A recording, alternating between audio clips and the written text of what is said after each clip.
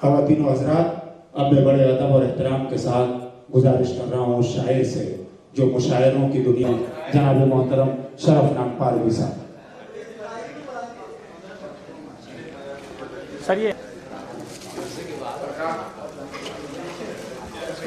ہمارے بیچ محترم ڈاکٹر چندرپال صاحب، ریٹائرڈ جناب محترم اے کے لال صاحب joint secretary government of India بھی ہمارے بیچ تشریف لائے ہیں. میں طارق فیضی صاحب سے گزارش کروں گا کہ وہ دونوں مہمانوں کا استقبال کروں. جناب طارق فیضی صاحب.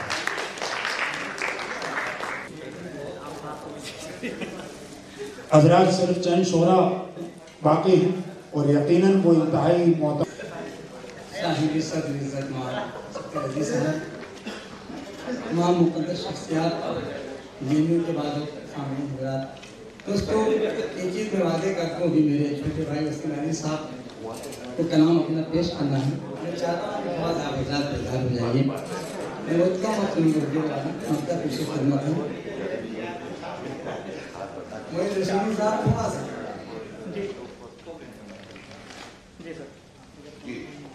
مطلب کس تو محبت کے قلم سے اس کو یہ پیغام لکھا ہے. محبت کے قلم سے اس کو یہ پیغام لکھا ہے. محبت کے قلم سے اس کو یہ پیغام لکھا ہے کہ سونا جاگنا میں نے تیرے ہی نام لکھا ہے. کہ سونا جاگنا میں نے تیرے ہی نام لکھا ہے.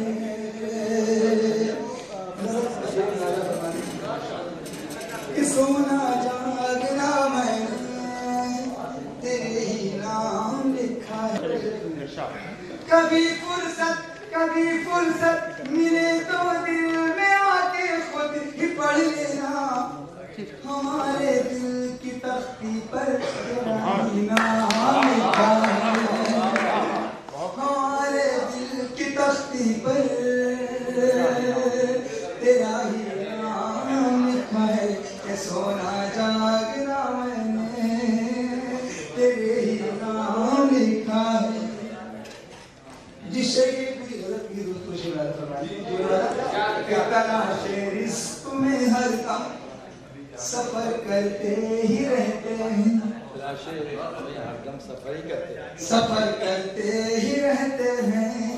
تلاش رزق میں ہر دم مولانا صاحب تلاش رزق میں ہر دم تلاش رزق میں ہر دم سفر کرتے ہی رہتے ہیں. پرندوں کے مقدر میں کہاں آرام تلاش رزق ہے. پرندوں کے مقدر میں کہاں آرام لکھا ہے. کہ سونا جاگنا ہے تیرے ہی نام لکھا ہے. طرف جاتی نہیں ہرگز سمندر کی بھی لہریں اس طرف جاتی نہیں ہرگز. سمندر کی پر میں نے تمہارا نام لکھا ہے. کہ سونا جاگنا میں نے تیرے ہی نام لکھا ہے. آخری شعر اردو والا.